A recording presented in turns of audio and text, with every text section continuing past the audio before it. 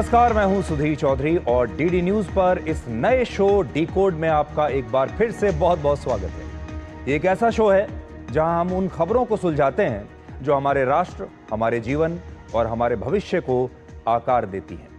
तो आज सबसे पहले हम आपको भारत के सुपारी यूट्यूबर्स के बारे में बताएंगे जिन्होंने भारत को कमजोर करने की सुपारी ले रखी है। एक बहुत बड़ा नेटवर्क है। हरियाणा, पंजाब और उत्तर प्रदेश से अब तक कुल मिलाकर 13 लोगों की गिरफ्तारी हो चुकी है जिन्होंने ऑपरेशन सिंदूर के दौरान पाकिस्तान के लिए भारत की जासूसी की। आज हम आपको सावधान करना चाहते हैं कि आप अपने बच्चों और परिवार को इस तरह के यूट्यूबर्स और सोशल मीडिया इन्फ्लुएंसर्स से बचाकर रखिए जो थोड़े से पैसे के लालच में अपने ही देश को बेचने में लगे हैं। आज हम आपको यह भी बताएंगे कि भारत में आज मीर जाफर ट्रेंड क्यों कर रहा है। आज कांग्रेस पार्टी के नेताओं ने सारी हदों को पार कर दिया। कांग्रेस अध्यक्ष मल्लिकार्जुन खड़गे ने यह कहा कि प्रधानमंत्री नरेंद्र मोदी को कश्मीर में बिगड़ती सुरक्षा व्यवस्था के बारे में पहले से ही जानकारी थी और इसीलिए उन्होंने पहलगाम से पहले अपना कश्मीर का दौरा रद्द कर दिया था। राहुल गांधी भी ये पूछने में लगे हैं कि पाकिस्तान ने हमारे कितने फाइटर जेट्स को मार गिराया है ताकि वो पूरी दुनिया को यह बता सकें कि इस युद्ध में पाकिस्तान जीत गया और भारत हार गया। यह हमारे देश में हो क्या रहा है। भारत ने इस युद्ध को जीता है, उसके बावजूद हमारे अपने ही देश में एक नया फ्रंट खुल गया है, हमारे ही देश के खिलाफ, हमारी सेना के खिलाफ। इसके बाद हम आपको यह बताएंगे कि पाकिस्तान ने कैसे भारत से युद्ध हारने के बाद भी अपने आर्मी चीफ जनरल असीम मुनीर को पुरस्कार देकर फील्ड मार्शल की उपाधि दी है। पाकिस्तान दुनिया का शायद अकेला देश होगा जहां युद्ध हार कर भी आर्मी चीफ को इसका पुरस्कार मिलता है। इसमें भारत के लिए एक सीख ये छिपी है कि युद्ध जीतने के बाद जीत का प्रचार करना भी उतना ही आवश्यक होता है। और आखिर में हम आपको महान क्रांतिकारी बिपिन चंद्र पाल की पुण्यतिथि पर उनके राष्ट्रवाद की क्लास में लेकर चलेंगे। बिपिन चंद्र पाल के पास भी यह विकल्प था कि वो अंग्रेजों से पैसा और पुरस्कार लेकर गद्दारी कर सकते थे, लेकिन उन्होंने ऐसा नहीं किया और खुद को भारत माता का एक सच्चा सिपाही माना। आज बिपिन चंद्र पाल की बहुत याद आ रही है आज के जमाने में, इसलिए आज उनकी कहानी भी हम घर घर तक पहुंचाएंगे। लेकिन सबसे पहले आपको यह बताएंगे कि आज भारत में मीर जाफर की इतनी चर्चा क्यों हो रही है। एक तरफ पाकिस्तान के लिए भारत की जासूसी करने वाले कुछ यूट्यूबर्स को मीर जाफर कहा जा रहा है और उन पर भारत के साथ गद्दारी करने के आरोप लग रहे हैं। दूसरी तरफ भारत की राजनीति में भी मीर जाफर की बड़ी चर्चा हो रही है और बीजेपी विपक्ष के नेता राहुल गांधी पर यह आरोप लगा रही है कि वो पाकिस्तान के खिलाफ हुए युद्ध में भारत के नुकसान की जानकारी इसलिए मांग रहे हैं ताकि वो अपनी राजनीति को चमका सकें और पाकिस्तान अपने झूठे दावों को सही साबित कर सके। इस पूरे घटनाक्रम में जिस शख्स का नाम आज बार बार लिया जा रहा है वो है मीर जाफर, जिसकी मृत्यु आज से 260 वर्ष पहले हो चुकी है। इसलिए आज आपके मन में यह सवाल जरूर होगा कि आखिर 260 साल के बाद भारत के लोगों को मीर जाफर की इतनी याद क्यों आ रही है। तो इसका कारण यह है कि मीर जाफर एक गद्दार था जिसे ब्रिटेन की ईस्ट इंडिया कंपनी ने वर्ष 1757 में प्लासी के युद्ध से पहले खरीद कर अपनी जेब में रख लिया था। अंग्रेजों ने उसके साथ यह समझौता किया कि अगर वो अपने नवाब सिराजुद्दौला को धोखा दे और युद्ध के मैदान में उसकी कोई मदद ना करे तो इस गद्दारी के बदले में उसे बंगाल की गद्दी मिलेगी। और बाद में यही हुआ, मीर जाफर गद्दारी करके बंगाल की गद्दी तक पहुंच गया और बंगाल का नवाब बन गया। मीर जाफर अगर गद्दारी उस दिन ना करता तो शायद भारत में ईस्ट इंडिया कंपनी का शासन इतनी आसानी से कभी ना आता और यही कारण है कि भारत में मीर जाफर को गद्दारी का प्रतीक माना जाता है। आज मीर जाफर के कई वंशज पाकिस्तान में हैं और पाकिस्तान के पहले राष्ट्रपति इस्कंदर अली मिर्जा भी उन्हीं में से एक थे। और यही कारण है कि आज जब भारत में कुछ लोगों पर देश विरोधी गतिविधियों में शामिल होने के आरोप लग रहे हैं तो उन्हें 2025 का यानी आज के जमाने का मीर जाफर कहा जा रहा है। और इस नए युग के मीर जाफर भारत के अलग अलग कोनों में आपको मिल जाएंगे जो देश के साथ धोखा कर रहे हैं। ये मीर जाफर देश के कोने कोने में है। कोई यूट्यूबर है, कोई सोशल मीडिया इन्फ्लुएंसर, कॉलेज में प्रोफेसर है और कोई नेता है। कल के एपिसोड में हमने भारत के उन मुट्ठी भर यूट्यूबर्स और लोगों के बारे में खुलासा किया था जो थोड़े से पैसे के लालच में पाकिस्तान के लिए भारत की जासूसी कर रहे थे। असल में ये वो यूट्यूबर्स हैं जिन्होंने भारत की सुपारी लेकर रखी है। ये सुपारी यूट्यूबर्स हैं। भारत में अलग अलग राज्यों की पुलिस और सुरक्षा एजेंसियों ने इन जासूसों की गिरफ्तारी के लिए एक ऑपरेशन शुरू किया था, जिसके तहत आज रात 9 बजे तक कुल मिलाकर 13 लोगों की गिरफ्तारी हो चुकी है और इनमें हरियाणा के मोहम्मद तारिफ का नाम भी शामिल है, जो नूह इलाके का रहने वाला है और यह वही इलाका है जिसे पहले मेवात कहा जाता था। हरियाणा पुलिस के मुताबिक मोहम्मद तारिफ ने ऑपरेशन सिंदूर के दौरान हरियाणा के सिरसा एयरबेस की लोकेशन, वहां की तस्वीरें और वीडियोस पाकिस्तान के हैंडलर्स को भेजे। एफआईआर में लिखा है कि मोहम्मद तारिफ एक भारतीय नागरिक है जो दिल्ली में मौजूद पाकिस्तानी उच्चायोग के 2 अधिकारियों के संपर्क में था। इनमें एक का नाम है आसिम बलोच और दूसरे का नाम है जफर। मोहम्मद तारिफ ने यह कबूल किया कि वर्ष 2018 में जब वो वीजा लेने के लिए दिल्ली में पाकिस्तान के उच्चायोग गया था, तब वहां उसकी मुलाकात आसिम बलोच से हुई। बलोच ने तारिफ से उसका मोबाइल नंबर ले लिया और मुलाकात के 4 दिन बाद आसिम बलोच ने मोहम्मद तारिफ को फोन किया और उससे कहा कि अगर वो कहीं से उसे भारत के 2 मोबाइल सिम कार्ड लाकर देता है तो वो पाकिस्तान का वीजा दिलाने में उसकी मदद करेगा। मोहम्मद तारिफ ने इस प्रस्ताव को स्वीकार कर लिया और आसिम बलोच को पाकिस्तानी उच्चायोग में भारत के 2 सिम कार्ड दे दिए और इस मदद के बाद तारिफ को पाकिस्तान का वीजा मिल गया और वो 2018 में पहली बार पाकिस्तान गया, जहां उसका दावा है कि उसकी मुलाकात आईएसआई के एक हैंडलर से हुई। भारत लौटने के बाद बलोच ने एक बार फिर से यह संपर्क साधा और कहा कि अगर वो पाकिस्तान का वीजा लेने के लिए कुछ और लोगों को उसके पास लाएगा तो हर वीजा पर पाकिस्तानी उच्चायोग उसे कमीशन देगा। इस सब के बीच मोहम्मद तारिफ वर्ष 2021 में फिर से पाकिस्तान गया और बाद में पिछले साल आसिम बलोच ने उसकी मुलाकात जफर से कराई, जो दिल्ली में ही पाकिस्तानी उच्चायोग का एक अधिकारी था। और आसिम बलोच ने कहा कि अब उसकी जगह यहां जफर काम करेगा और मोहम्मद तारिफ वीजा के लिए जितने भी लोगों को पाकिस्तानी उच्चायोग लाएगा, उनसे मिलने वाली रिश्वत अब मोहम्मद तारिफ और जफर आपस में बांट लेंगे। तो आप सोचिए हमारे देश के लोग कैसे पाकिस्तान के अधिकारियों के साथ पार्टनरशिप कर रहे हैं। जफर से मुलाकात के बाद मोहम्मद तारिफ वर्ष 2024 में तीसरी बार पाकिस्तान गया। इसके बाद जफर ने मोहम्मद तारिफ को एक नया ऑफर दिया। यह नया ऑफर था कि मोहम्मद तारिफ सिरसा एयरफोर्स स्टेशन की सटीक लोकेशन, उसकी तस्वीरें और वीडियोस पाकिस्तानी हैंडलर को देगा और बदले में उसे कुछ पैसे मिलेंगे। यानी सिर्फ कुछ पैसे के लिए भारत के नागरिक मोहम्मद तारिफ ने सिरसा एयरबेस की संवेदनशील जानकारियां पाकिस्तान को लीक कर दी और बाद में पाकिस्तान ने भारत पर हमले के दौरान इसी सिरसा एयरबेस पर मिसाइलें दागी, जिन्हें हमारे मिसाइल डिफेंस सिस्टम ने नष्ट कर दिया था। हालांकि इन आरोपों को मोहम्मद तारिफ का परिवार अब भी गलत बता रहा है।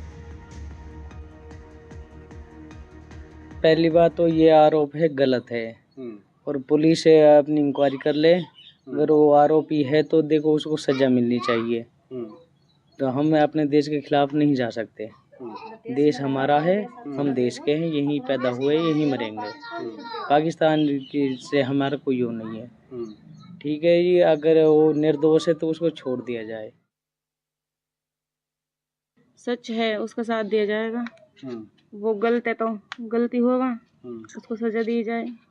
नहीं तो उसको कोई गलत नहीं है। वो हाँ ना दो से वो जो है हाँ गलत करवाए जा रहे हैं। वो पीट पीट के सारी बात हंगवा रहे हैं, सारी बात गलत है। वो ये कहानी आपको थोड़ी लंबी लग रही होगी, लेकिन इससे आपको ये पता चलेगा कि इस नए ज़माने में जासूसी कैसे होती है, इस नए ज़माने के गद्दार कैसे काम करते हैं।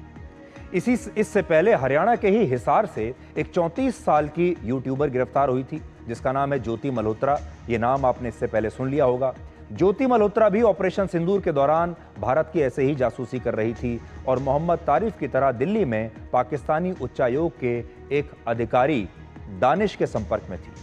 इससे यह पता चलता है कि जासूसी की इन दोनों घटनाओं में एक चीज कॉमन है और वो है दिल्ली का पाकिस्तानी उच्चायोग, जो इस पूरी जासूसी का अड्डा था। अब आप सोचिए, पाकिस्तानी उच्चायोग जो दिल्ली में खुला हुआ है वो असल में एक केंद्र बना हुआ है भारत विरोधी गतिविधियों का। इन सबको यहीं से पैसा मिलता था।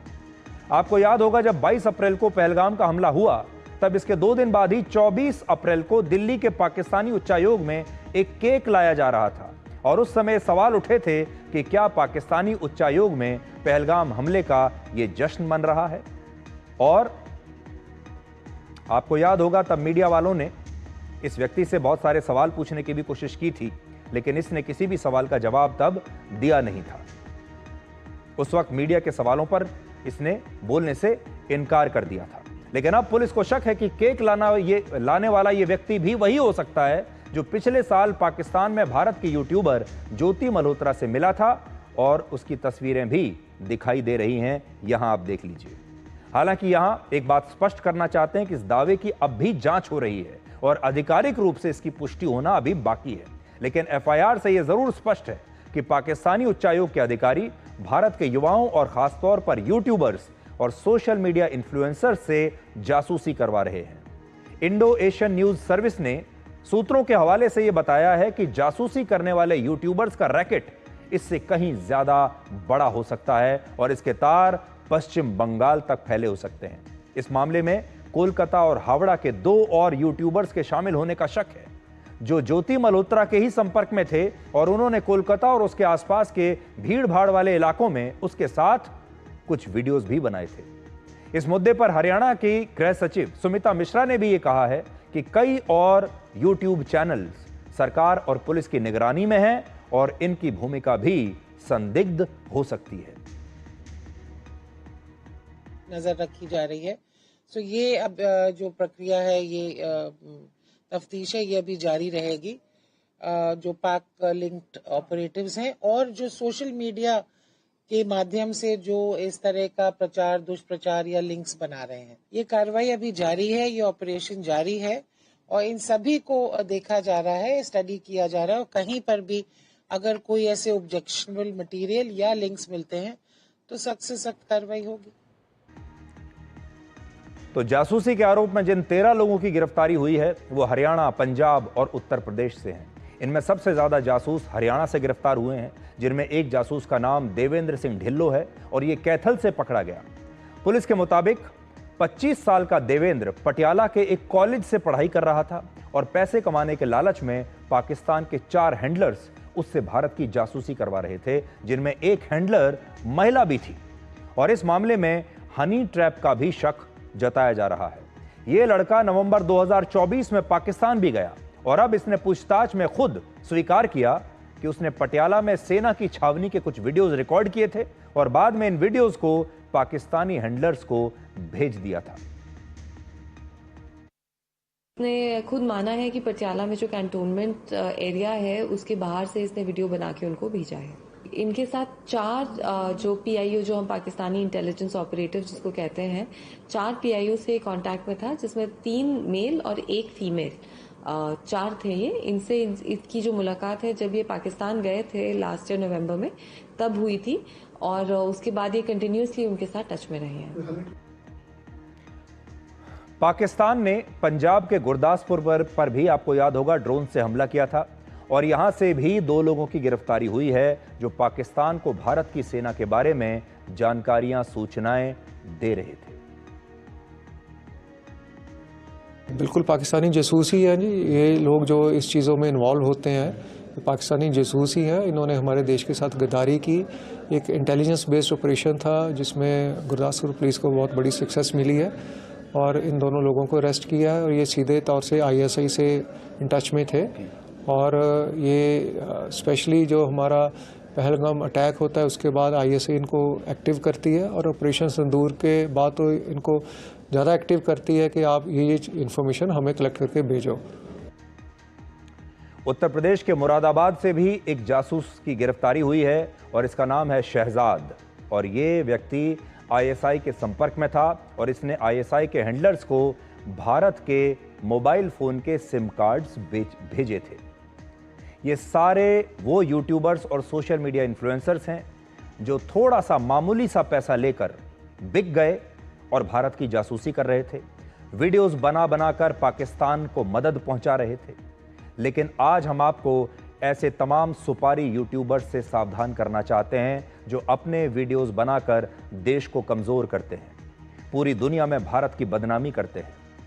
आपको याद होगा यूट्यूबर्स भी दो किस्म के हैं, और ये बात हम इसलिए आज आपको कह रहे हैं क्योंकि आपको, आपके परिवार को, आपके बच्चों को सावधान होने की आवश्यकता है। एक यूट्यूबर्स तो वो हैं जो पैसे लेकर सीधे जासूसी कर रहे हैं जैसे ये, लेकिन कुछ यूट्यूबर्स और भी हैं जो इससे भी बड़ा काम कर रहे हैं। वो देश के लोगों के दिमाग के साथ खेल रहे हैं। वो पूरी दुनिया में भारत की बदनामी करते हैं अपने वीडियोस के जरिए। जब चुनाव आते हैं तो किसी खास पार्टी के लिए, एक खास विचारधारा वाले लोगों के लिए प्रचार करते हैं अपने वीडियोस के जरिए। अपने वीडियोस में एक खास विचारधारा की राजनीतिक पार्टियों को मदद पहुंचाते हैं, और ऐसे लोग हर चुनाव में आपको दिखाई देते हैं। इनमें कई यूट्यूबर्स तो ऐसे हैं जो विदेशों में बैठकर ऑपरेट कर रहे हैं और वहां बैठकर भारत विरोधी वीडियोस बनाते हैं। भारत को कैसे बदनाम किया जाए ऐसे वीडियोस बनाते हैं। कौन कौन सी जानकारी ऐसी हो सकती है जिससे भारत पूरी दुनिया में कमजोर पड़े, ऐसे वीडियोस ये लोग बनाते हैं। आप सब ऐसे यूट्यूबर्स को जानते भी हैं, उनके वीडियोस भी आपने देखे होंगे। इन्हें लाखों लोग देखते हैं, फॉलो भी करते हैं। पहले की जो पीढ़ी थी या आपके परिवार में आज भी जो बड़े बुजुर्ग हैं, वो अपने ज़माने में समाचार देखने के लिए दूरदर्शन पर आते थे और न्यूज़ चैनल्स ही खबरें देखने का एकमात्र जरिया होते थे। लेकिन आज के इस युग में, सोशल मीडिया के युग में, सोशल मीडिया और यूट्यूब का ये युग है जहां आपके छोटे छोटे बच्चे, हमारे देश के युवा, कोई भी कंटेंट अब यूट्यूब पर जाकर देखते हैं। लेकिन सोचिए अगर आपके बच्चे, हमारे देश के युवा, भारत के खिलाफ काम करने वाले इन सुपारी यूट्यूबर्स को देख रहे हैं और ये सोच रहे हैं कि ऐसे यूट्यूबर्स अभिव्यक्ति की आजादी के तहत देश की आलोचना कर रहे हैं, तो उन्हें किस तरह गुमराह किया जा रहा है। और आपको आज ही सावधान हो जाना चाहिए। ये बात आज हम आपको बताना चाहते हैं। ये यूट्यूबर्स कहते हैं कि लोकतंत्र के लिए अभिव्यक्ति की आजादी बहुत आवश्यक है। हमारे देश में जितने ज्यादा यूट्यूबर्स होंगे उतने ज्यादा अभिव्यक्ति की आजादी होगी, हमारा लोकतंत्र उतना ज्यादा मजबूत होगा। ये जब आपके सामने आते हैं तो कहते हैं कि हम सवाल पूछने के लिए आए हैं, हम सवाल पूछ रहे हैं देश की भलाई के लिए, इस समाज की भलाई के लिए हम ये बात कर रहे हैं। लेकिन असल में इनके जो सवाल हैं वो मिलावटी होते हैं, इनकी विचारधारा मिलावटी होती है और इसमें मिलावट कर रहा है कोई और, जो पीछे से बैठकर इन यूट्यूबर्स को कंट्रोल करता है। एक बात फिर से मैं स्पष्ट कर दूं, मैं ये नहीं कह रहा कि सारे यूट्यूबर्स ही ऐसे हैं, मैं ये बिल्कुल नहीं कह रहा कि सारे सोशल मीडिया इन्फ्लुएंसर्स ऐसे हैं, लेकिन एक वर्ग जरूर ऐसा है जिसका रिमोट कंट्रोल भारत के दुश्मनों के हाथ में है, जिनका फाइनेंस, जिनका खर्चा पानी वहां से आता है और फिर ये वही भाषा बोलते हैं जो इन्हें कही जाती है। इनमें से कुछ यूट्यूबर्स हमारे ही अपने देश में हैं और कुछ देश से बाहर बैठकर हमारे देश में जहर घोल रहे हैं। इन्हें पहचानिए। ये तो बात हुई यूट्यूबर्स की, सोशल मीडिया इन्फ्लुएंसर्स की, लेकिन इससे भी ज्यादा इन्फ्लुएंस वाले लोग हमारे देश में हैं जो आज भारत को कमजोर कर रहे हैं। इसलिए अब आपको यह बताएंगे कि भारत की राजनीति में भी आज मीर जाफर क्यों ट्रेंड कर रहा है। आज बीजेपी के मीडिया सेल के प्रभारी अमित मालवीय ने 2 पोस्टर्स जारी किए हैं जिनमें एक कार्टून है, जिनमें विपक्ष के नेता राहुल गांधी को लेकर सवाल उठाए गए हैं, उनकी भूमिका पर सवाल है। इनमें पहले पोस्टर में राहुल गांधी को पाकिस्तान के प्रधानमंत्री शहबाज शरीफ के साथ दिखाया गया है और इसमें शहबाज शरीफ उनसे कह रहे हैं कि जोर से पूछो, और राहुल गांधी फिर पूछ रहे हैं कि भारत ने इस युद्ध में कितने एयरक्राफ्ट गंवाए हैं। ये कार्टून है जो आज अमित मालवीय ने पोस्ट किया है। इस कार्टून को आप देख लीजिए। इसमें राहुल गांधी दिखाई दे रहे हैं, शहबाज शरीफ के कंधे पर चढ़कर वो सवाल पूछ रहे हैं भारतीय सेना से। दूसरा पोस्टर देखिए जिसमें आधा चेहरा राहुल गांधी का है और बाकी का आधा चेहरा पाकिस्तान के आर्मी चीफ जनरल असीम मुनीर का दिखाया गया है और बीजेपी आरोप लगा रही है कि राहुल गांधी भारतीय सेना के उसी नुकसान की जानकारी मांग रहे हैं जिससे पाकिस्तान को फायदा होगा। हालांकि कांग्रेस ने इन पोस्टर्स को विवादित और अपमान करने वाला बताया है। राहुल गांधी ने विदेश मंत्री एस जयशंकर के एक बयान का हवाला देते हुए भी हाल ही में कहा था कि सरकार ने पाकिस्तान में आतंकवादी अड्डों पर हमला करने की जानकारी वहां की सरकार को दी थी और इस वजह से भारत ने इस युद्ध में अपने कई एयरक्राफ्ट गंवा दिए। यह अब सरकार को बताना चाहिए और राहुल गांधी की इस मांग को लेकर बीजेपी उन पर पाकिस्तान की मदद करने का आरोप लगा रही है, क्योंकि राहुल गांधी ये पूछ रहे हैं साफ साफ कि हमारी वायुसेना ने इस युद्ध में कितने विमान खो दिए हैं और वो ये भी सवाल कह रहे हैं कि विदेश मंत्री ने ये जानकारी किस अधिकार के साथ पाकिस्तान को दी इस हमले की। ये सारी राजनीति भी तब हो रही है जब विदेश मंत्रालय अपने बयान में यह स्पष्ट कर चुका है कि भारत ने ऑपरेशन सिंदूर से पहले पाकिस्तान को कुछ नहीं बताया था और विदेश मंत्री एस जयशंकर के बयान को गलत तरीके से पेश किया जा रहा है उनके अपने ही देश में। लेकिन राहुल गांधी फिर भी सरकार से भारतीय सेना को हुए नुकसान की जानकारी जानना चाहते हैं और कांग्रेस और विपक्ष के नेता भी अब उनका समर्थन कर रहे हैं। आप पहले हमारे विपक्ष के कुछ नेताओं को आज सुनिए जिनका कहना है कि राहुल गांधी की मांग बिल्कुल जायज है और भारत को बताना चाहिए कि पाकिस्तान ने उसके कितने एयरक्राफ्ट्स नष्ट किए हैं। अरे सवाल पूछा जा रहा है, जवाब दीजिए। जो डीजीएमओ ने हमें बताया पूरा देश उससे संतुष्ट है, उसमें कोई शक नहीं कि पाकिस्तान के कितने जेट गिराए, कितना उनको नुकसान किया, हमें बड़ा गर्व है इस बात पर। लेकिन इस देश के राजनीतिक नेतृत्व पर हमें भरोसा नहीं है। हम उनसे सवाल पूछेंगे, बार बार पूछेंगे। आप खुद बोलते हैं आपने पाकिस्तान को पहले ही सूचित कर दिया, पाकिस्तान को सूचित कर दिया और पुंछ के नागरिकों को नहीं किया। सवाल पूछने वाले ने देश हित में ही ये सवाल पूछे थे, लेकिन अब इस पर जो प्रतिक्रियाएं आ रही हैं या काउंटर प्रतिक्रिया आ रही है, उसके लिए सबसे बेहतरीन खूबसूरत प्लेटफॉर्म भारत की संसद है। सरकार का काम यह है कि वो इस बात को क्लियर करे कि क्या हमारे राफेल सब सेफ हैं, क्या हमारे बाकी जहाज सब सेफ हैं, तो लोगों का भ्रम दूर हो जाए, इसमें क्या बुराई है।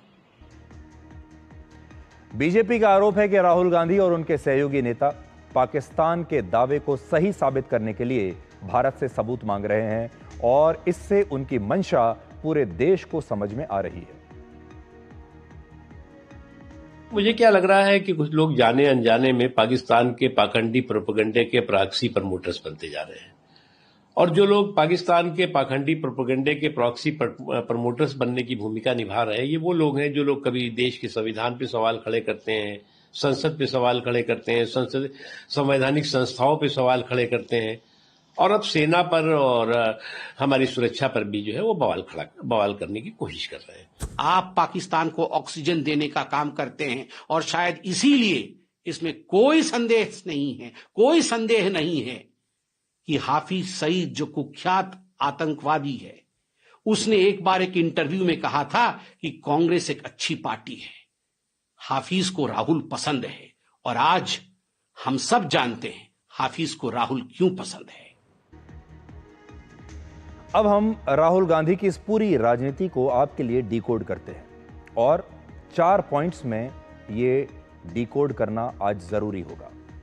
तो पहला पॉइंट तो यह है कि विदेश मंत्री एस जयशंकर ने पाकिस्तान में आतंकवादियों के अड्डों पर अटैक करने से पहले नहीं बल्कि बाद में पाकिस्तान को सूचित किया था और यह बात आप याद रखिएगा।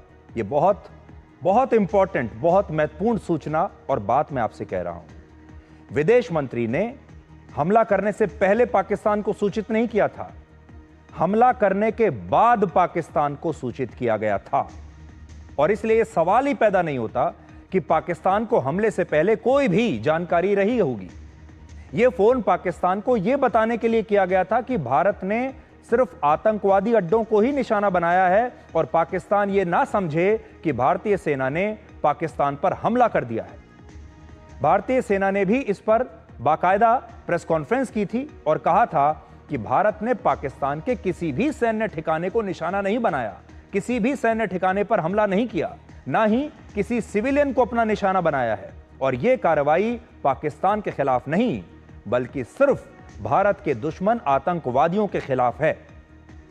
तो बड़ा पॉइंट जो आज आपको याद रखना है वो ये कि यह जानकारी पाकिस्तान को दी गई थी, लेकिन हमले से पहले नहीं, हमले के बाद दी गई थी। और वो भी इसलिए कि कहीं पाकिस्तान ये ना समझ ले कि पाकिस्तान पर भारत ने हमला कर दिया है। यह हमला पाकिस्तान पर नहीं था। यह अलग बात है कि पाकिस्तान ने इसे अपने ऊपर ही हमला माना और फिर पाकिस्तान की सेना ने हम पर हमले शुरू कर दिए। दूसरा पॉइंट, पाकिस्तान पहले दिन से यह दुष्प्रचार कर रहा है कि ऑपरेशन सिंदूर के दौरान उसने भारत को बड़ा गहरा नुकसान पहुंचाया है, उसने भारत के 5 फाइटर जेट्स को नष्ट कर दिया है। पहले दिन से दुष्प्रचार कर रहा है, लेकिन पाकिस्तान अपने इस दावे के समर्थन में आज तक एक भी सबूत नहीं दे पाया, एक भी तस्वीर नहीं दे पाया, एक भी सैटेलाइट पिक्चर नहीं दे पाया। उनके लोगों से जब पूछा जाता है तो वो कहते हैं कि सोशल मीडिया पर देख लीजिए, और सोशल मीडिया पर पुरानी न जाने कब की कहां की तस्वीरें चल रही हैं, जिन्हें पाकिस्तान इस युद्ध की तस्वीर बता रहा है। भारतीय वायुसेना भी ये कह चुकी है कि युद्ध में नुकसान तो होता ही है। कोई भी देश जब युद्ध में जाता है तो नुकसान तो होगा ही, ये किसी से छिपा हुआ नहीं है, हमारा ही नहीं, इस दुनिया में जिस भी देश की सेना युद्ध में जाती है उसका नुकसान होता है। लेकिन अभी हमारी वायुसेना अपने इस नुकसान के बारे में कोई आंकड़े नहीं देना चाहती, यह हमारी वायुसेना ने कहा है। और क्यों नहीं देना चाहती? क्योंकि पाकिस्तान इन आंकड़ों का फायदा उठा सकता है। अब बड़ी बात यह है कि मान लीजिए अगर भारत आज ये कह भी दे कि उसका कितना नुकसान हुआ है, उसके कितने विमान नष्ट हुए हैं, तो इसके बाद राहुल गांधी क्या कहेंगे? इसके बाद क्या वो ये कहेंगे कि भारत इस युद्ध में पाकिस्तान से हार गया और वो इस हार पर अपनी राजनीति चमकाकर प्रधानमंत्री मोदी को अपना निशाना बनाएंगे, भारत को ही अपना निशाना बनाएंगे, भारतीय सेना को निशाना बनाएंगे और पूरी दुनिया को वो आंकड़े देंगे जिसका कोई सबूत आज तक पाकिस्तान दे नहीं पाया। लेकिन राहुल गांधी अब उसी पाकिस्तान के लिए सबूत जुटा रहे हैं, जानकारियां जुटा रहे हैं और फिर पूरी दुनिया में जाकर बताएंगे कि असल में यह युद्ध भारत हार गया। और सोचिए, पाकिस्तान और दुनिया में उसकी मदद करने वाले देश भी तो यही चाहते हैं, और पाकिस्तान पहले दिन से ही यही दुष्प्रचार कर रहा है। और अब राहुल गांधी भी खुलकर यही बात कह रहे हैं। यहां आज आपको यह समझना होगा कि किसी युद्ध में एयरक्राफ्ट नष्ट होने से यह साबित नहीं होता कि वो देश उस युद्ध में हार गया है। और आज मैं आपके सामने कुछ उदाहरण लेकर आया हूं। इसी साल जब इजरायल का विरोध करने के लिए यमन के हूती विद्रोही रेड सी में मालवाहक जहाजों को अपना निशाना बना रहे थे, तब अमेरिका ने इन हमलों को रोकने के लिए रेड सी में अपनी सेना को उतार दिया था। इसे अमेरिका ने ऑपरेशन रफ राइडर का नाम दिया था, जो लगभग 1 महीने तक चला और इसमें अमेरिका के 3 एयरक्राफ्ट नष्ट हुए।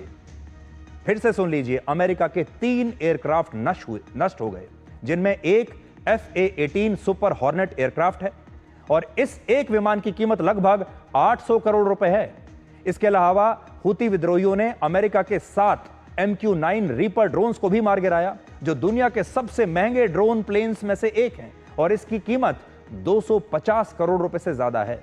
अब आप सोच लीजिए, 800 करोड़ का एक विमान, जो कि 3 विमान अमेरिका ने खो दिए, 250 करोड़ के ड्रोन अमेरिका ने खो दिए, और इन्हें किसने मार गिराया? हूती विद्रोहियों ने। सोचिए, हूती विद्रोहियों की छोटी सी सेना ने अगर अमेरिका के FA-18 एयरक्राफ्ट को मार गिराया, तो क्या इससे यह साबित हो जाएगा कि अमेरिका हूती विद्रोहियों से हार गया? क्या यह साबित हो जाएगा कि ये एयरक्राफ्ट अच्छे नहीं हैं? क्या इससे यह साबित होगा कि 3 विमान नष्ट होने की वजह से हूती के विद्रोहियों ने अमेरिका की इतनी बड़ी सेना को हरा दिया?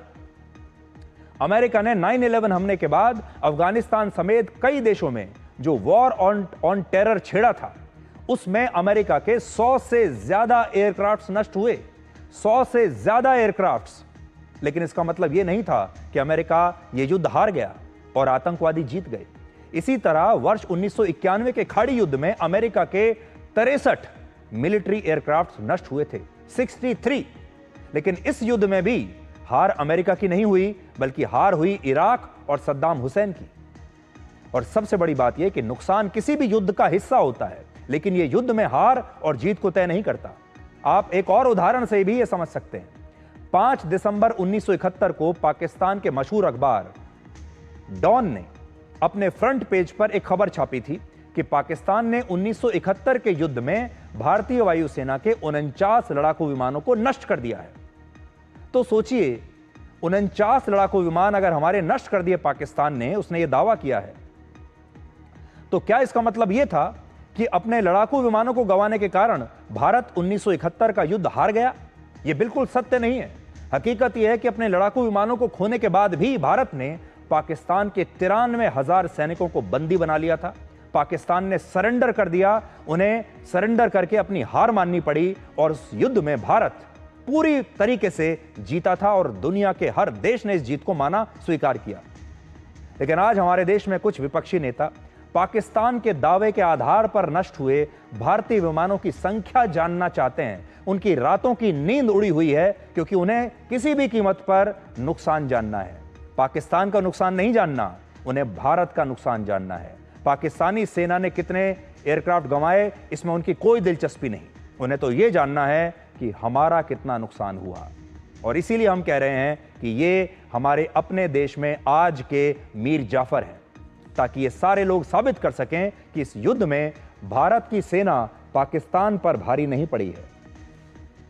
अब आप ही बताइए कि क्या ऐसे लोगों को आप कभी भी देशभक्त कह सकते हैं?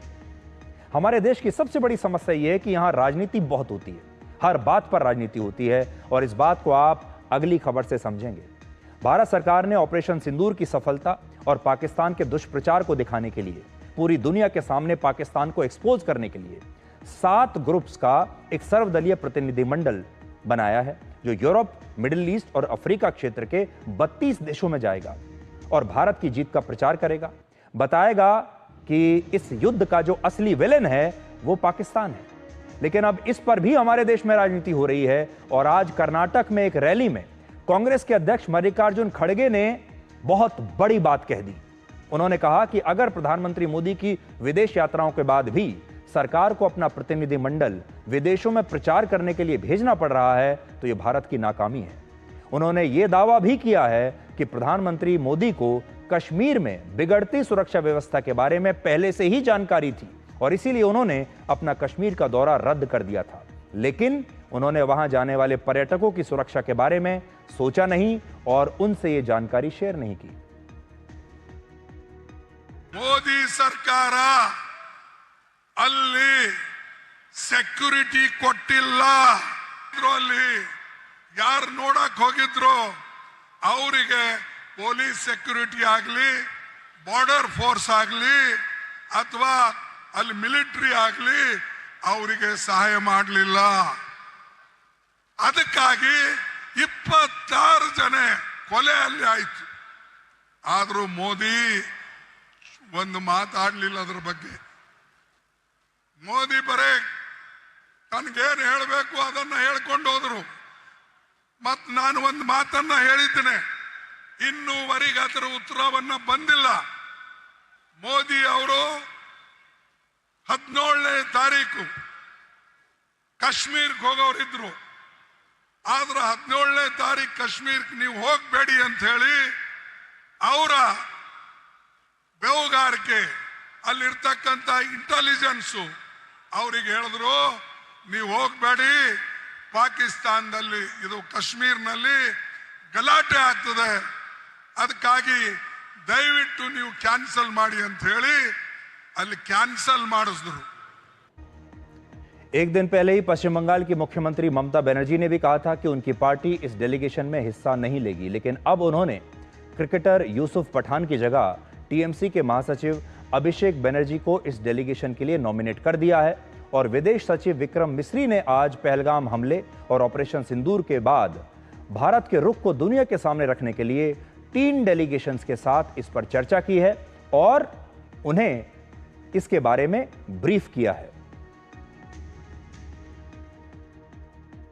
हम लोग जा रहे हैं फिर वेस्ट अफ्रीका के अलग अलग देश, लाइबेरिया हो, सियरा लियोन हो और उसी के साथ में डेमोक्रेटिक रिपब्लिक ऑफ कॉन्गो हो। ये सभी लोगों का इम्पोर्टेंस यूएन में बहुत बड़ा है ये अपना एक वजूद यूएन में रखते हैं। और मुझे लगता है कि ऐसे देशों को जाकर समझाना, और इन सभी देशों से भारत का भी बायलैटरल ट्रेड, बायलैटरल एग्रीमेंट्स बहुत सालों तक चलता है। एक अच्छा रिश्ता भारत का इन सभी देशों से है।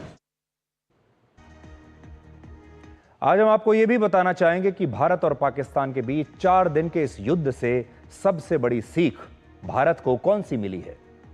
तो सबसे बड़ी सीख यह है कि युद्ध जीतने के साथ साथ आपको युद्ध जीतते हुए भी दिखना चाहिए, और पूरी दुनिया में प्रचार के माध्यम से आपको यह भी यकीन दिलाना होगा कि वाकई में आप ही जीते हैं।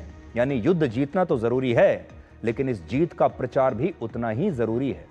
ऑपरेशन सिंदूर के नतीजों के बारे में पाकिस्तान ने इतना दुष्प्रचार कर दिया और इतना झूठ बोल दिया कि दुनिया भर में कई लोगों के दिमाग में यह संशय पैदा हो गया कि कहीं इस युद्ध में भारत पर पाकिस्तान का पलड़ा भारी तो नहीं रहा।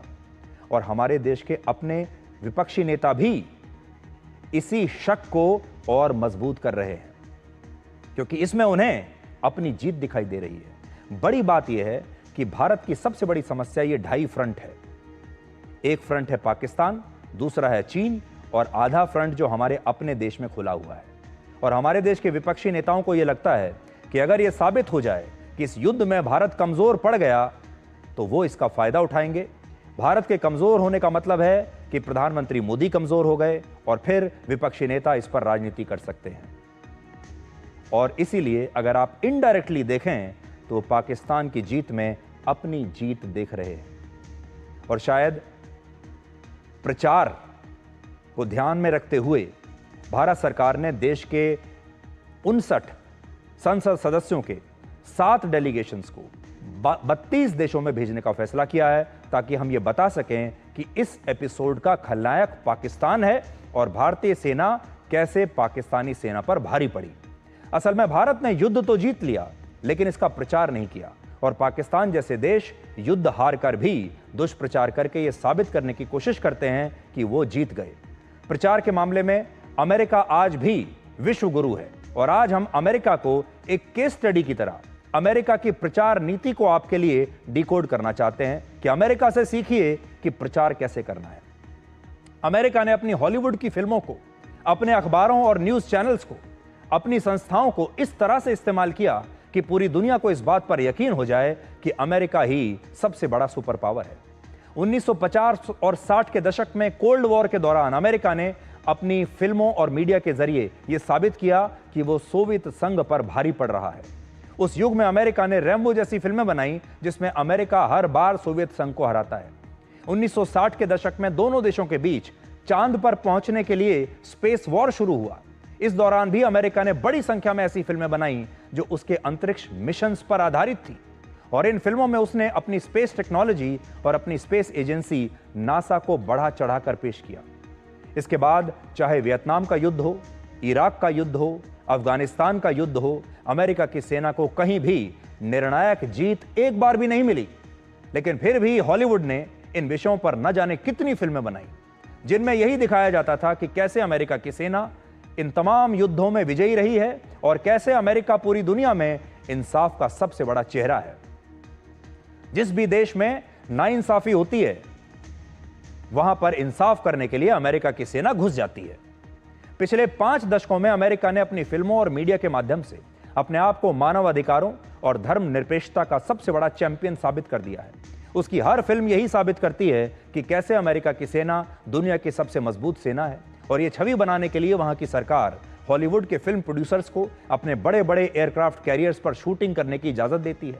इन्हीं फिल्मों में अमेरिका के लेटेस्ट एयरक्राफ्ट्स और हथियारों को प्रदर्शित किया जाता है। यह सब कुछ सरकार की इजाजत से होता है। सरकार कहती है खुद आइए और हम आपको अपने लेटेस्ट वेपन्स पर, हवाई जहाज पर, एयरक्राफ्ट कैरियर्स पर सब जगह शूटिंग करवाएंगे। बदले में शर्त यह होती है कि उनकी हर फिल्म में अमेरिका की छवि को एक सुपर पावर की तरह पेश किया जाए। यह काम ना तो रशिया कर पाया, ना चीन कर पाया, और ना कभी भारत कर पाया। अमेरिका ने इसे बहुत पहले ही डिकोड कर लिया था, और इसीलिए पूरी दुनिया मान बैठी कि अमेरिका ही असली सुपर पावर है। अमेरिका की सेना अगर हारती भी है तो लोगों को यकीन नहीं होता, और वो साबित कर देते हैं कि वही जीते हैं। भारत में भी बहुत फिल्में बनती हैं। हमारे भी बहुत बड़े बड़े सुपर हीरोज हैं, लेकिन भारत की फिल्में और हीरोज पूरी दुनिया में मशहूर तो हुए, लेकिन उनकी वजह से भारत एक महाशक्ति के रूप में कभी भी स्थापित नहीं हो पाया। आज भी हमारी हॉलीवुड की फिल्मों से अलग हमारी जो बॉलीवुड की फिल्में हैं, हमारी फिल्में दुनिया भर में भारत की यही छवि दिखाती हैं कि हमारा देश कला में, संस्कृति में, खाने पीने में, महंगे कपड़ों में, शादी के बड़े बड़े समारोह के लिए जाना जाता है। आप हमारी फिल्में देखेंगे तो आपको उनमें नाच गाना दिखाई देगा, शानदार खाना, डिज़ाइनर कपड़े पहने हुए हमारे बड़े बड़े हीरो और हीरोइंस, वो अच्छा नाचते हैं, अच्छा गाते हैं। ये हमारी छवि है। लोग मनोरंजन के लिए हमारी फिल्मों को देखते हैं, लेकिन अब समय आ गया है कि जब भारत भी अपने प्रचार माध्यमों से अपने आप को एक महाशक्ति के रूप में पेश करे। चीन ये काम शुरू कर चुका है पिछले कई वर्षों में, और अब भारत की बारी है। इस युद्ध में भी खास बात यह रही कि दुनिया भर के लोगों ने सही स्थिति को जानने के लिए भारतीय चैनल्स पर कम भरोसा किया और अमेरिका और पश्चिमी देशों के चैनल्स पर ज्यादा भरोसा किया, और इनमें भी ज्यादातर चैनल्स भारत को लेकर कॉम्प्रोमाइज थे। आप याद कीजिए, जब कोई विदेशी पश्चिमी चैनल अगर यह कह देता था कि पाकिस्तान ने भारत का इतना नुकसान कर दिया, तो हमारे देश के लोग उसी चैनल की क्लिप काट काट कर एक दूसरे को भेजते थे और कहते थे कि देखिए ये तो ये बता रहा है।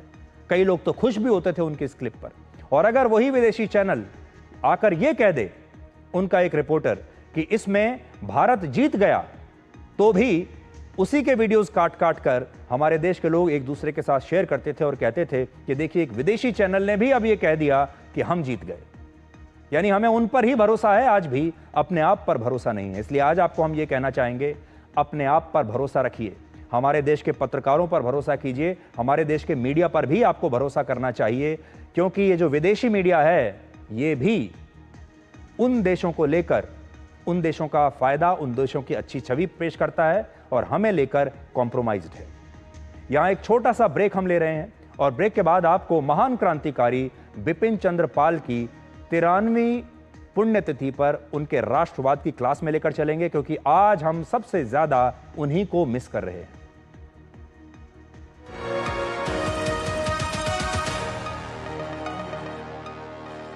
Big dreams start here. Pursue BBA from Prestige. Get global exposure. Strong alumni network. Shaping leaders since 1994. Join PIMR Indore. पापा घर तो बहुत सुंदर बनने वाला है और अंदर से मजबूत भी, बिल्कुल एक फौजी की तरह, जो फैमिली को रखे सेफ। पर भैया घर पे आर्मी थोड़ी लगेगी। आर्मी नहीं, टफकॉन TMT। देश के लिए आर्मी, घर के लिए टफकॉन TMT। एक ही बात है, टफकॉन TMT। अब इंडिया बनेगा extra tough. Think global. Pursue MBA from Prestige. Get dual degrees, global exposure, international certification, placement support. Shaping leaders since 1994. Join PIMR Indore.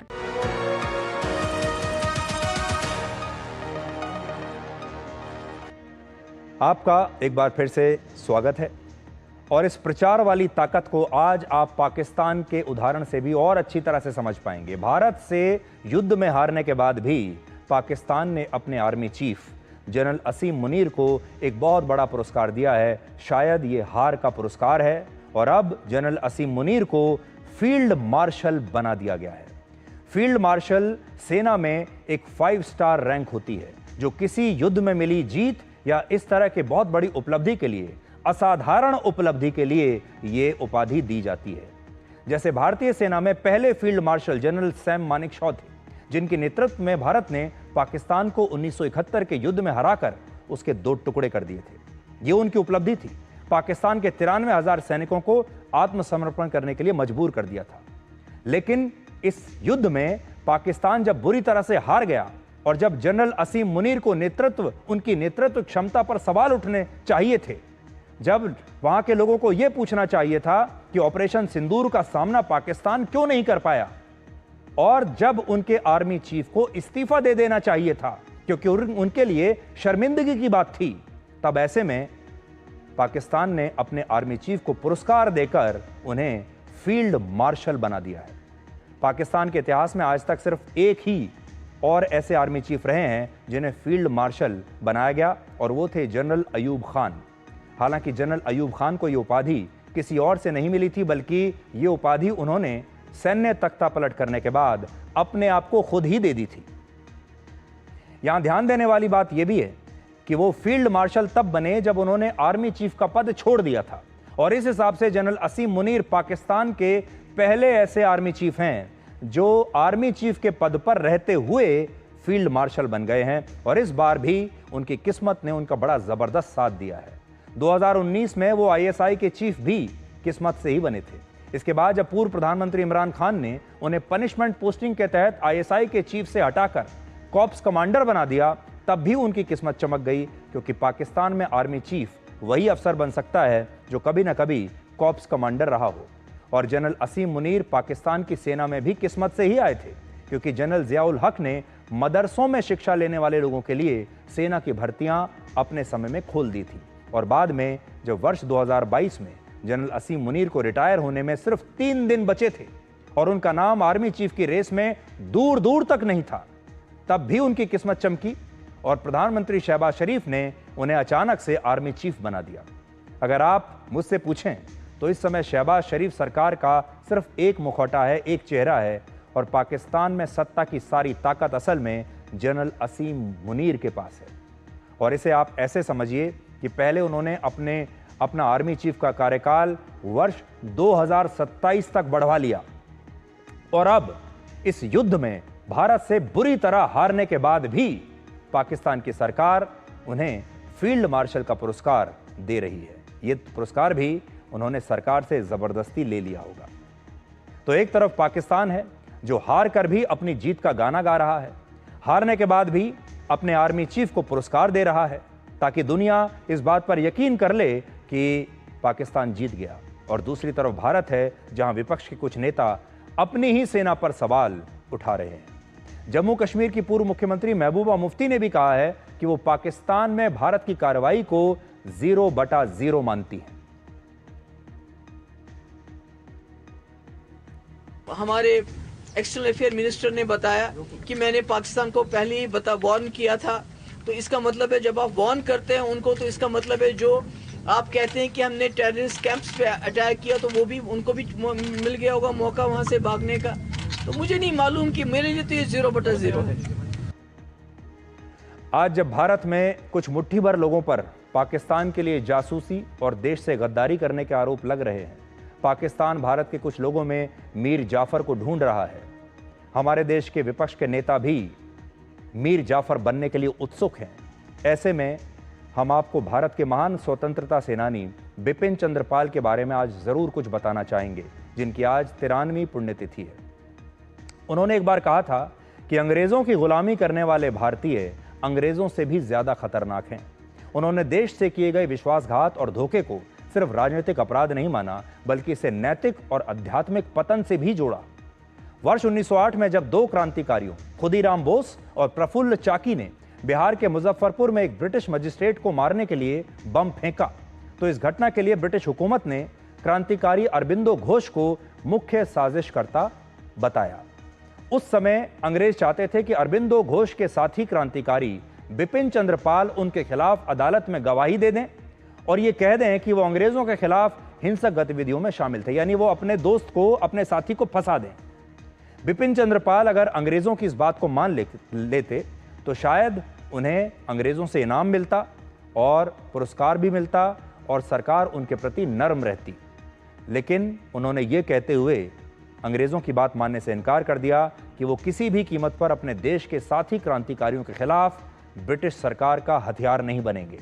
इस फैसले के कारण अंग्रेजों ने बिपिन चंद्र पाल को 6 महीने के लिए जेल में डाल दिया, लेकिन इससे भी उनकी हिम्मत टूटी नहीं और उन्होंने गद्दारी तब भी नहीं की। और बाद में सबूतों के अभाव में अंग्रेज अरविंद घोष को भी बरी करने के लिए मजबूर हो गए। लेकिन एक वो दौर था जब भारत अंग्रेजों का गुलाम था और हमारे स्वतंत्रता सेनानी देश से इतना प्यार करते थे।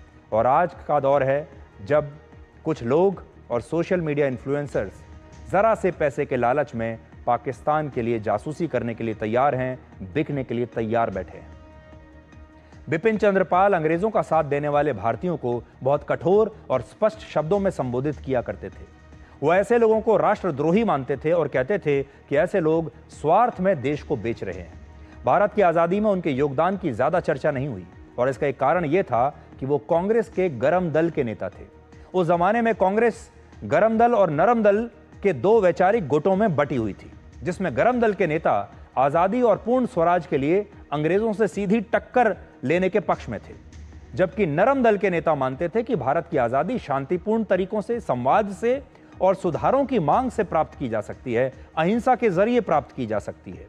महात्मा गांधी के भारत लौटने से पहले कांग्रेस के गरम दल में 3 नेता प्रमुख थे, जिनमें बाल गंगाधर तिलक, बिपिन चंद्र पाल और लाला लाजपत राय का नाम था, और इसीलिए इन्हें लाल, बाल और पाल कहा जाता था। वर्ष 1905 में जब अंग्रेजों ने संयुक्त बंगाल का विभाजन किया, उस समय बिपिन चंद्र पाल ने ब्रिटिश हुकूमत के खिलाफ स्वदेशी आंदोलन शुरू किया था। इस आंदोलन का मकसद था विदेशी वस्तुओं और कपड़ों का बहिष्कार करना और भारत के लोगों में आत्मनिर्भरता की जान फूंकना। बड़ी बात यह है कि महात्मा गांधी ने भी बाद में इसी स्वदेशी आंदोलन को राष्ट्रीय आंदोलन की रीढ़ बनाया और उनके आंदोलन की बड़ी चर्चा भी हुई, आपने भी सुना होगा। लेकिन बिपिन चंद्र पाल के स्वदेशी आंदोलन को बहुत जल्दी भुला दिया गया, उसकी ज्यादा चर्चा नहीं हुई। जब कांग्रेस में याचिकाएं, मेमोरेंडम्स और राजनीतिक भाषणों से आजादी मांगने वाले नरम दल के नेताओं का वर्चस्व बढ़ा, तो बिपिन चंद्र पाल जैसे क्रांतिकारियों ने कांग्रेस से दूरी बना ली और फिर वो कांग्रेस की आलोचना करने लगे। उनके बारे में सबसे खास बात यह है कि वो एक क्रांतिकारी होने के साथ साथ एक सच्चे राष्ट्रवादी लेखक और समाज सुधारक थे। उन्होंने एक बार अपनी पत्रिका में लिखा कि हमारे स्कूलों में राष्ट्रभक्ति का बीज बोना जरूरी है और शिक्षा केवल नौकरी के लिए नहीं बल्कि भारत की सेवा के लिए होनी चाहिए। कितनी बड़ी बात उन्होंने कही। उन्होंने सामाजिक बदलाव के लिए एक विधवा महिला से विवाह किया, जिसे उस समय का बहुत साहसिक और क्रांतिकारी कदम माना गया। हालांकि आज हमारी युवा पीढ़ी उनके बारे में ज्यादा कुछ नहीं जानती और उन्हें वैसे याद नहीं रखा गया जिसके वो हकदार थे। आखिर में हम यही कहेंगे कि अगर आप सच्ची राष्ट्रभक्ति और देश प्रेम सीखना चाहते हैं तो क्रांतिकारी बिपिन चंद्र पाल का जीवन उसका एक बहुत बड़ा आधार बन सकता है। और आज उनकी पुण्यतिथि पर हम उन्हें नमन करते हैं, श्रद्धांजलि देते हैं और आप सबको ये कहते हैं कि इनके बारे में पढ़िए, इनकी कहानी को जानिए और देखिए कि इनके विचार देशभक्ति को लेकर क्या थे। और हर साल की तरह अब हम आपको बेंगलोर की सिलिकॉन वैली के बारे में कुछ बताना चाहते हैं। कुछ वहां ऐसा हुआ है जो हर साल होता है। और हर साल क्या होता है वहां? हर साल वहां बारिश होती है। शहर में 2 दिन से बारिश हो रही। इसकी असल तस्वीर जो है अब आपके सामने है। सोमवार और मंगलवार सुबह तक हुई भारी बारिश ने सिर्फ सड़कों को ही नहीं बल्कि लोगों की उम्मीदों को भी डुबो दिया। हर बारिश के बाद वही पुरानी बातें, जगह जगह पानी भर जाना, ट्रैफिक जैम्स, टूटी हुई सड़कें, घंटों सड़कों पर फंसे हुए लोग। प्री मॉनसून की कुछ घंटों की बारिश ने साफ कर दिया कि यहां तैयारियां ना के बराबर थी। अचानक आई बारिश ने इस शहर की सिटी प्लानिंग की पोल खोल दी। IMD के अनुसार बेंगलुरु में मंगलवार की सुबह तक 170 mm बारिश हो चुकी है। जो दर्ज बेंगलुरु के निवासियों को झेलना पड़ रहा है वो बहुत चिंताजनक है। हालांकि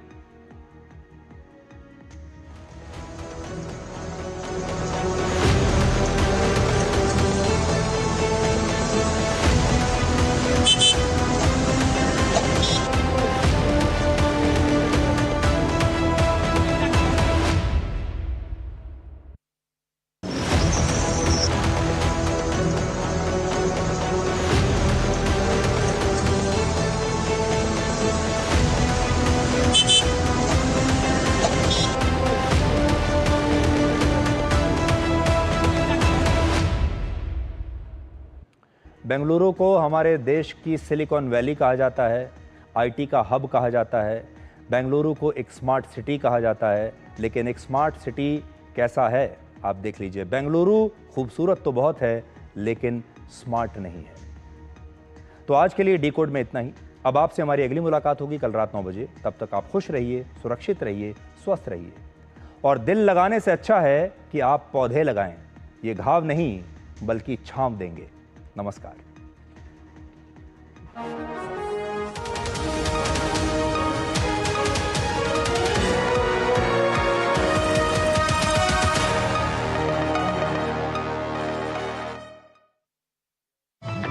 मन की बात है जन जन की, संघर्षों के कुछ हिस्से, कहानी कुछ सफलताओं की, अनकही विरासत की, उम्मीदें नए भारत की।